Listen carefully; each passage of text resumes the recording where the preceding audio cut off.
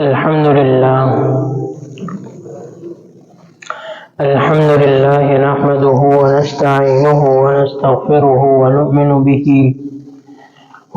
به ونتوكل عليه ونعوذ بالله من شرور أنفسنا ومن سيئات أعمالنا من يهده الله فلا مضل له ومن يضلله فلا هادي له ونشهد أن لا إله إلا الله وحده لا شريك له ونشهد أن سيدنا ومولانا محمدا عبده ورسوله أما بعد فأعوذ بالله من الشيطان الرجيم بسم الله الرحمن الرحيم متكئين فيها على الأرائك لا يرون فيها شمسا ولا زمهريرا وقال عليه الصلاة والسلام الشتاء ربيع المؤمن قصر نهاره فصام وطال ليله فقام أو كما قال صلى الله عليه وسلم صدق الله مولانا العظيم وصدق رسوله النبي الكريم الأمين ونحن على ذلك لمن الشاهدين والشاكرين والحمد لله رب العالمين.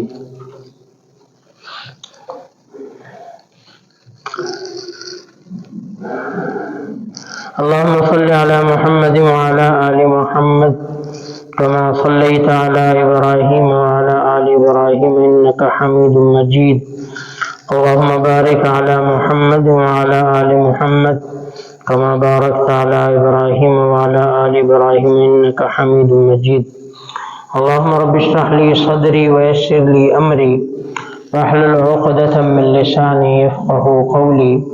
اللهم رب زدني علما اللهم رب زدني علما اللهم رب زدني علما.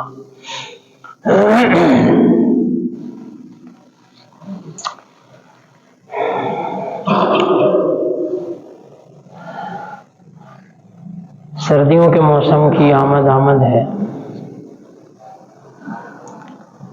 اور دین اسلام میں اللہ رب العزت نے ہمیں ہر موقع محل کے لحاظ سے احکامات عطا فرمائے ہیں.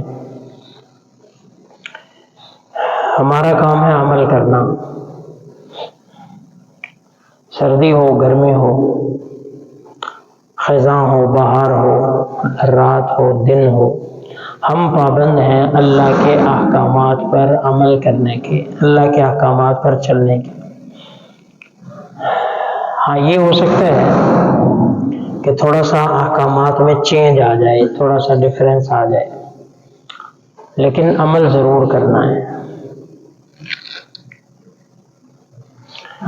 تو موسم سرما جو ہے یہ بھی اللہ کی جانب سے ہے. موسم گرما بھی اللہ کی جانب سے ہے. کرنے والے کے لیے نہ گرمی میں بہانا ہے نہ سردی میں بہانا اور نہ کرنے والے کے لیے سردی میں بھی بہانا ہے اور گرمی میں بھی بہانا ہے.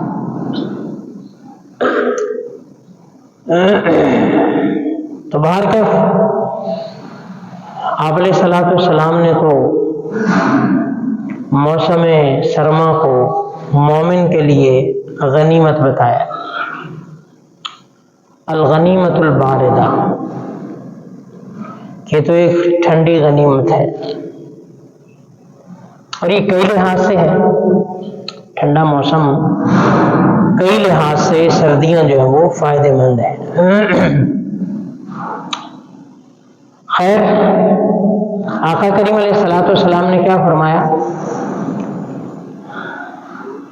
کہ الشتاء ربیع المؤمن کہ موسم سرما یہ مومن کا موسم بہار ہے.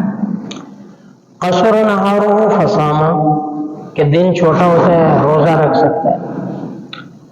طال لیلہ فقام رات لمبی ہوتی ہے قیام کر سکتا ہے. کیوں ہو گیا یہ پہلے چیک کر لیا کرو نا.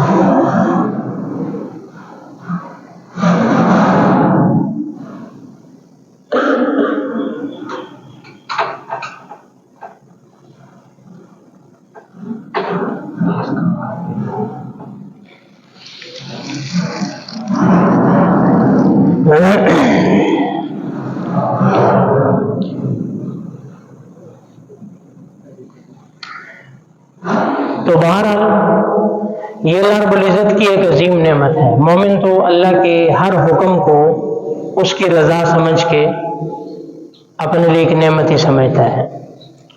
باقی نہ سارے سردیوں سے خوش ہوتے ہیں اور نہ سارے گرمیوں سے خوش ہوتے ہیں. لیکن ہمیں تو پیارے پیغمبر علیہ الصلوۃ والسلام نے اس کا طریقہ بتا دیا ہے. زیادہ گرمی ہو پھر بھی اللہ سے دعا کرو, زیادہ سردی ہو پھر بھی اللہ سے دعا کرو. ما اشد برد ھذا اليوم, جب زیادہ سردی ہوتی تو آپ علیہ السلام یہ دعا کرتے ما اشد برد ھذا اليوم, کہ آج کا دن کتنا ٹھنڈا ہے. اللہم انی اعوذ بک من زمہریر جہنم, یا اللہ میں تجھے جہنم کے ٹھنڈی جو حصہ ہے اسے پناہ مانگ. جہنم کا ایک بہت زیادہ ٹھنڈا حصہ ہے کہ اسے جہنم بھی پناہ مانگتی ہے, کیونکہ زیادہ سردی بھی تو عذاب ہی ہے نا. گرمی عذاب ہے, آگ عذاب ہے, تو اس طرح ٹھنڈ بھی, زیادہ سردی بھی عذاب ہے.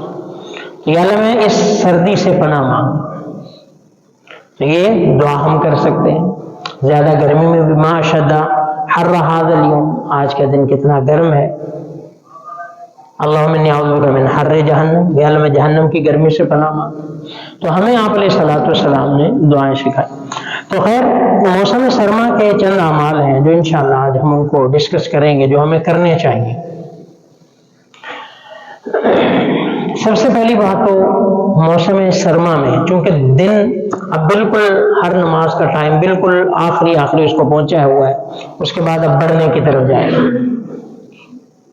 تو یہ دن بہت جتنا چھوٹا ہو سکتا تھا اتنا ہو چکا ہے. کچھ مزید فرق ہوگا لیکن اب بہت زیادہ فرق آ چکا ہے. مثال یہی دیکھ لیں, اگر ہم گرمیوں میں ہوتے ہیں تو ہماری عصر جو ہے وہ 5:30 ہوتی ہے, مغرب جو ہے وہ 7 بجے ہوتی ہے, 7:10 پہ چلی جاتی ہے. لیکن اب یہی دیکھ لیں کہ عصر وہی 3:45 تک آ رہی ہے, مغرب وہی 5 بجے تک آ چکی ہے.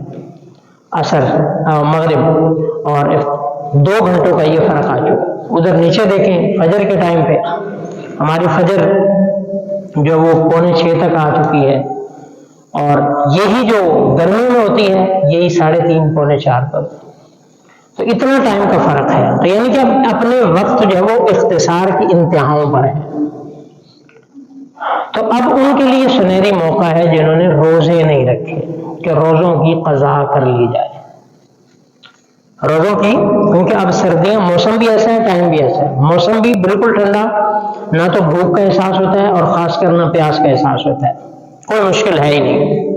اور دوسرا ٹائم بڑا شارٹ ہے, ٹائم بڑا مختصر سا ٹائم ہے.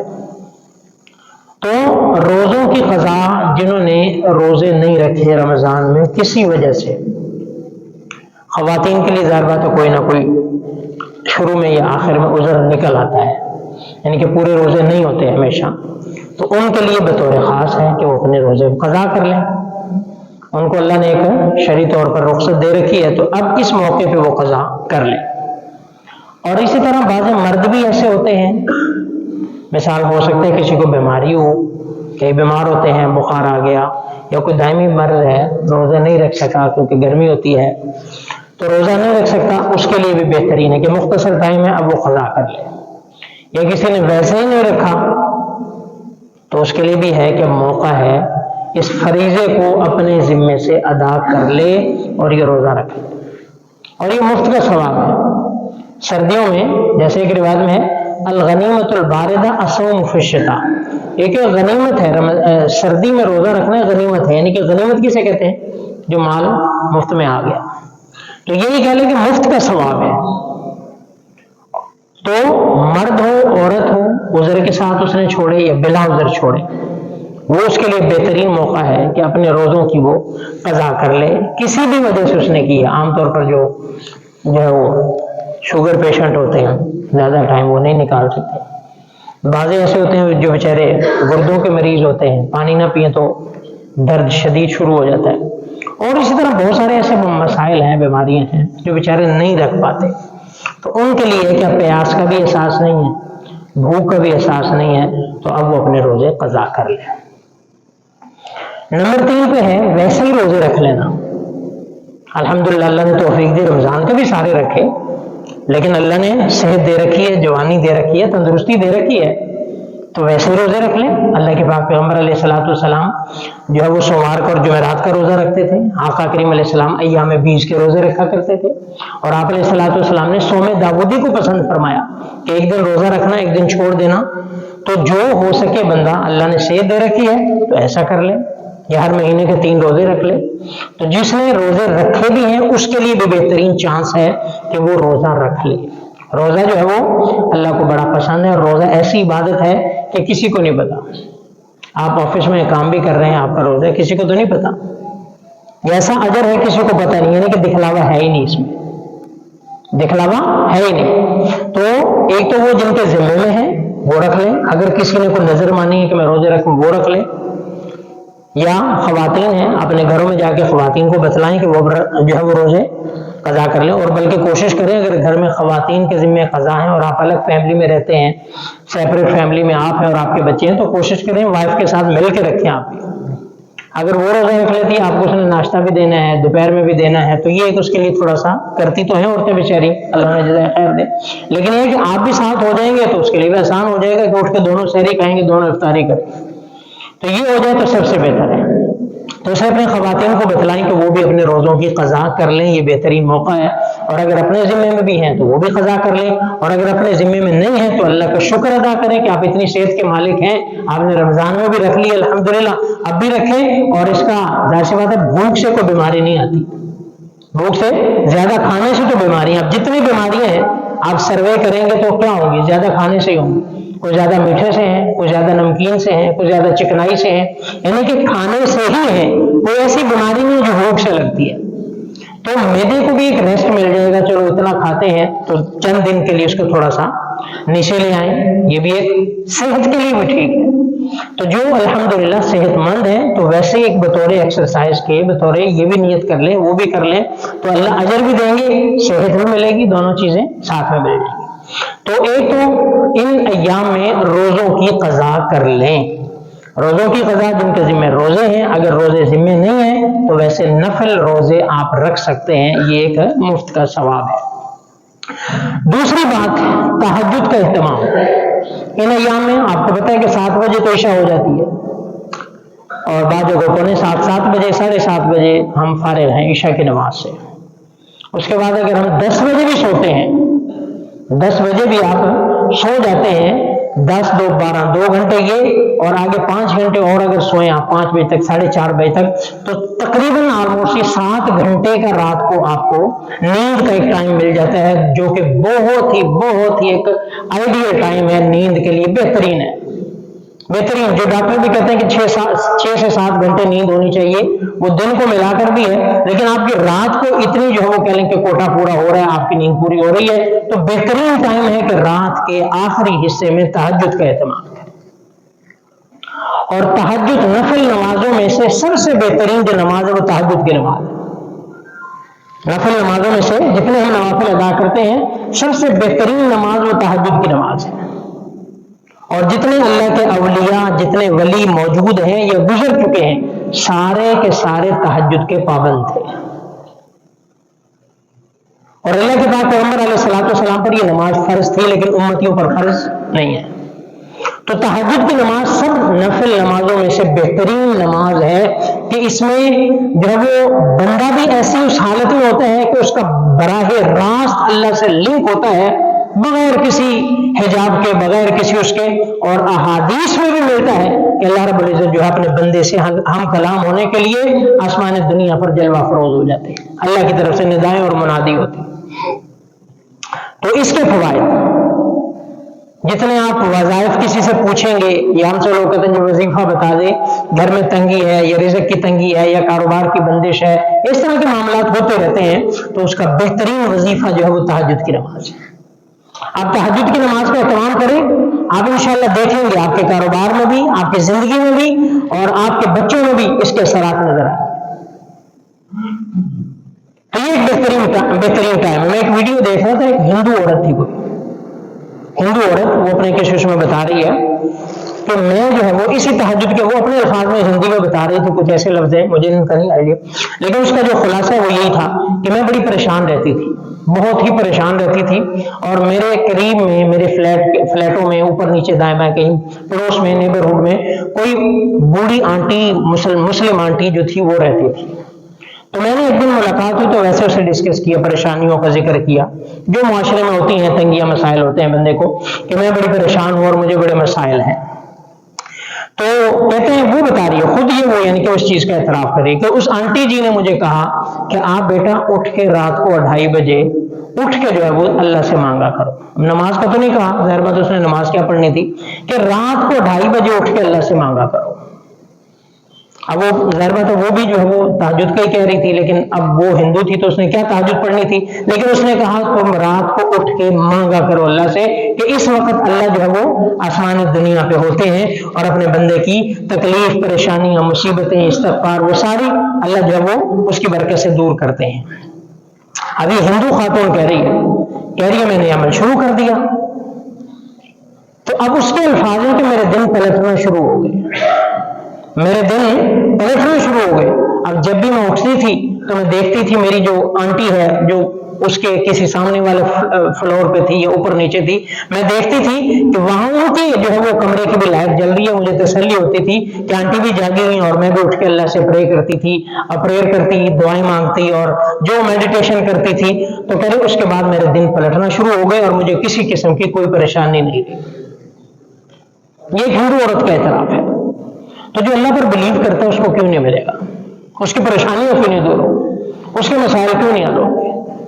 تو یہ نماز ایسی نماز ہے جو بہت ہی بیسٹ نماز ہے، نفلی نمازوں میں سب سے اعلیٰ درجہ اس کا ہے. اور کوئی نبی، کوئی ولی، کوئی ایسا آج بھی کوئی اللہ کا نیک بندہ ہے تو وہ ایسا نہیں ہے کہ وہ تہجد کی نماز نہ پڑھتا ہو. آج کے جو سو کالڈ پیر ہیں یہ ایسے جو نماز بھی نہیں پڑھتے فرض ان کا نہیں، جو اللہ کے ولی ہیں حقیقت میں اللہ کے ولی. تو اس لیے اس نماز کا اس موسم کے اندر پہلے کہ مفت کا. اور بڑی بات پتہ کیا ہے، انسان کی ایک طبیعت ہوتی ہے، ہم مزاج جس طرح بھی بنا لے وہ بن جاتا ہے. اب اگر ہم اسی سردی کے موسم میں اس کو اڈاپٹ کرتے ہیں، اس کو لے لیتے ہیں اور اس کو شروع کر دیتے ہیں تو انشاءاللہ یہ جو 2 مہینے سردی رہے گی، 2 مہینے جب تک ٹائم جو ہے وہ اس کی سلاٹ چینج نہیں ہوتی اس وقت تک ہماری یہ عادت بن چکی ہوگی اور پھر ہمیں یہ انشاءاللہ گرمی میں بھی مسئلہ نہیں کرے گی. ایک چیز کی عادت بن جاتی ہے نا. اب دیکھیں جس بندے نے اپنا واک کا شیڈول سیٹ کیا ہوا ہے کہ میں نے مست فجر کے بعد واک کرنی ہے، اب اس کے لیے بھلے دن چھوٹے ہیں یا دن بڑے ہیں اسے کرنی ہے، وہ نکلے گا، بارش میں بھی نکلے گا. ایک اس کی جو ہے وہ سیکنڈ ہیبٹ بن چکی ہے کہ میں نے یہ کرنا ہے، یہ نماز اس کے بعد میری واک ہے، آپ کر لیں اس کے بعد کچھ بھی، اور ہر چیز مستقل مزاجی سے. تو یہ وہ نماز ہے جس کی بڑی احادیث میں فضیلت وارد ہوئی ہے اور یہ تمام پریشانی، تمام برکات کا ذریعہ ہے، پریشانیوں کے دور ہونے کا ذریعہ ہے. تو اس لیے اس موسم کے اندر ان ایام میں تہجد کا کوشش کریں، جتنا ہو سکے 2 رکعت نماز نوافل. آپ 2:30 بجے اٹھ جائیں، 3 بجے اٹھ جائیں، 2 رکعت پڑھ لیں، اللہ سے دعا کریں، پھر لیٹ جائیں، فجر کے لیے اٹھ جائیں اور پھر نماز پڑھیں. باقی معمولات ایک آپ فزیکلی بھی بڑے فریش ہوں گے اور بڑے آپ کو محسوس ہوگا کہ بڑا آرام، بڑا پیس فیل ہوتا ہے بندے کو. اور دوسرا یہ ہے کہ گھر کے اندر بھی سارا کا سارا اور اجر مفت میں. تو اس لیے اس کا اہتمام. نمبر 3 پہ ہے کہ اس موسم میں وضو جو ہے اس کا بڑا اہتمام، وضو کو اہتمام سے، وضو اور غسل ان دونوں چیزوں کا بڑا اہتمام ہونا چاہیے. اہتمام سے مانا کہ ان کو بڑے خیال سے، کیونکہ عام طور پر ابھی دیکھ لیں ہماری سکن کیا ہوتی ہے، خشک ہوتی ہے، ڈرائی سکن ہے، اور اس میں ہوتا جو نل کے نیچے ہاتھ کر کے نکال بھی لیں گے پھر بھی خشک ہوگا، پھر بھی ہاتھ خشک ہوگا، بازو خشک ہوگا. تو اس میں اہتمام کرنا ہے، وضو اچھے طریقے سے کرنا ہے، اپنے ہاتھوں کو، اپنے پاؤں کو، اپنے چہرے کو اچھی طرح سے رب کر کے، اچھی طرح سے مل کے اور اپنے جوڑوں کو اندر جو یہ اس طرح یہ ہلا کرنا ہے تاکہ کوئی بھی جگہ ہماری خشک نہ رہے. اگر وضو کی جگہ خشک رہ گئی تو مطلب نماز ہی نہیں. اسی طرح غسل کیا کوئی جگہ خشک رہے گی تو غسل نہیں ہوا تو پھر نماز نہیں، کچھ بھی نہیں. تو اس میں وضو کا بڑا اہتمام ہے. عبداللہ بن عمر رضی اللہ عنہ فرماتے ہیں ایک دفعہ ہم آقا کریم علیہ السلام کے ساتھ مکہ سے مدینہ طیبہ آ رہے تھے تو راستے میں عصر کا ٹائم ہو گیا اور کچھ لوگ جو ہے وہ پہلے پہنچ گئے. انہوں نے جلدی وضو کیا تاکہ ہم نماز پہلے پڑھ لیں. تو آپ علیہ السلام نے رآ قوما ایک جماعت تھی، لوگ تھے، ان کو دیکھا اعقابہم تلوح، کہ ان کے جو ایڑیاں تھی وہ چمک رہی تھی. چمکنے سے مراد کیا ہے؟ وہ خشک تھی، یعنی کہ باقی انہوں نے پاؤں دھو لیا، ایڑیوں کی جگہ خشک رہ گئی، ایڑیوں کی جگہ خشک رہ گئی. تو آقا کریم علیہ السلام نے کیا فرمایا؟ ویل للعقاب من النار اسبغ الوضوء، کہ ان ایڑیوں کے لیے جہنم کی آگ ہے جو خشک رہ جاتی ہے، لہذا تم اپنا وضو مکمل کیا کرو، اچھی طرح سے وضو کیا کرو. تو اس لیے کوشش کرنی ہے ہمارا وضو جو ہے وہ اچھے طریقے سے ہو. ہماری کوئی بھی جگہ جسم کی وضو کے اندر، چہرہ، اپنے بازو کوہنیوں سمیت، اور اسی طرح سے پاؤں ٹخنوں سمیت، یہ ہمارا کوئی بھی جگہ خشک نہ رہے.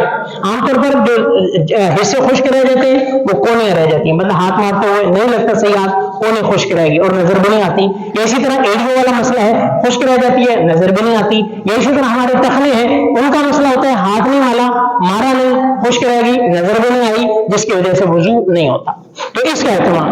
اور نمبر 2 پہ، اور اس کی فضیلت بھی کیا ہے کہ آپ علیہ السلام نے فرمایا قیامت کے دن میں اپنی امتیوں کو ان کے اعضائے وضو سے پہچانوں گا، کہ ان کے جو وضو کے اعضاء ہیں وہ چمک رہے ہوں گے.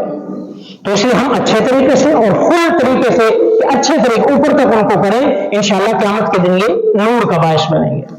تو وضو کا اہتمام. اسی طرح غسل، اگر فرض غسل ہے، عام کر رہے ہیں آپ پھر تو خیر ہے، لیکن اگر فرض غسل ہے اس میں ایک بال برابر بھی جگہ خشک نہیں رہنی چاہیے. اس کا اہتمام کریں، اس کا اہتمام کر کے غسل کریں، تاکہ ہمارے بدن کا کوئی حصہ بھی خشک نہ رہے. ایسا نہ خشک رہے گا تو غسل نہیں ہوگا، اور غسل نہیں ہو تو پھر نماز کچھ بھی ہمارا وہ قابل قبول نہیں ہے. تو وضو اور غسل ان کا بڑا اہتمام کیا جائے، ان کو اچھے طریقے سے کیا جائے.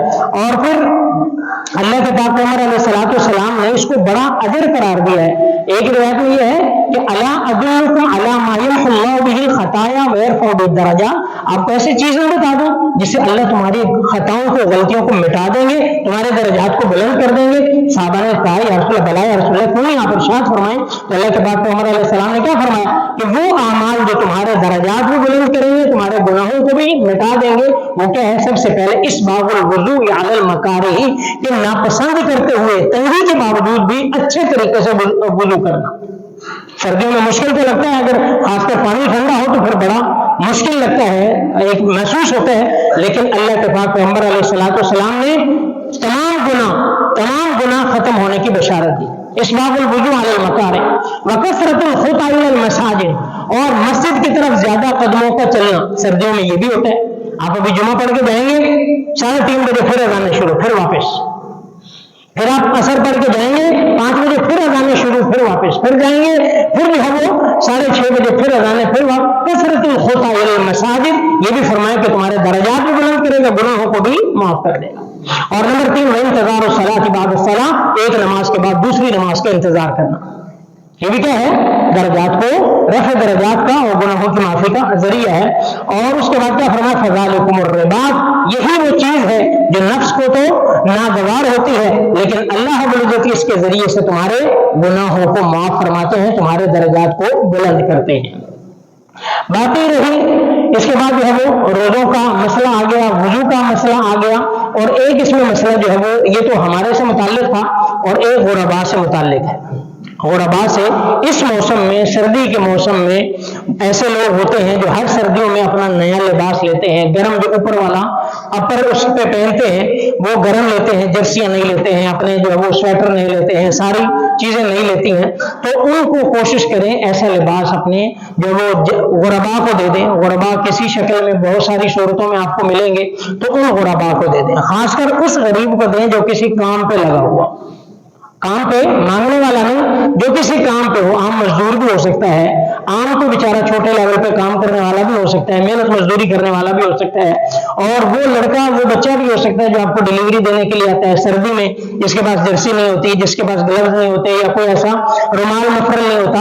اس ایسے بچوں کو، ایسے لوگوں کو، مستحقین جو واقعی محنت بھی کر رہے ہیں، جان بھی مار رہے ہیں، اور بیچارے وہ کسمہ پرس بھی ہیں، تو کوشش کریں جو ایسے لوگ ہیں، ایسا طبقہ ہے جو افورڈ نہیں کر سکتا، ان کو جرسیاں بھی دیں، سویٹر بھی دیں، اپنے پرانے کپڑے دے دیں. سب سے بیسٹ تو یہ ہے کہ نئے دیں، سب سے اچھی چیز. لیکن بعض ایسے بھی ہوتے ہیں ان کو بیچاروں کو پرانے بھی مل جائے تو بڑے خوش ہو جاتے ہیں، تو وہ دے دیں تاکہ ان کو جو ہے وہ इस मौसम में उनका जो है वो कुछ ना कुछ मदावा हो जाए। और ये इस सर्दी में ये सदका जो है वो सबसे बेस्ट है। सर्दी में ये सदका सबसे बेस्ट है, क्योंकि सदका वही है जो मौका महल की मुनासिबत से हो।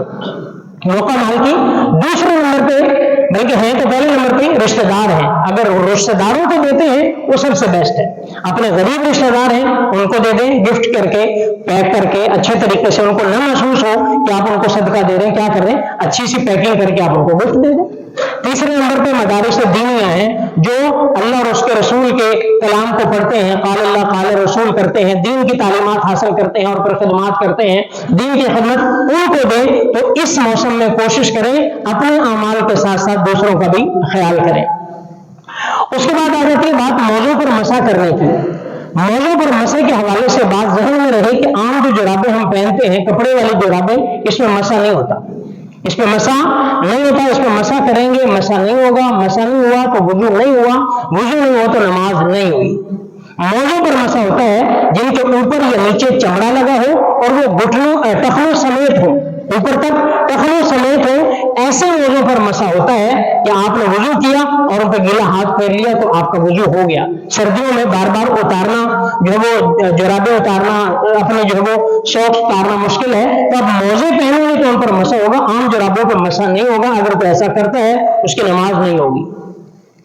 इसी तरह से चादरें हम लेते हैं तो चादरों में कोशिश करें नमाज पढ़ते हुए मुंह नहीं छुपाना, अपना मुंह कवर नहीं करना, मुंह को खोल के रखें। बाकी भले आप चादर ले लें, लेकिन चादर का कोशिश करें उसको जो है वो एक पल्लू उसका ऊपर लिया हुआ हो, वो लटकाया हुआ ना हो।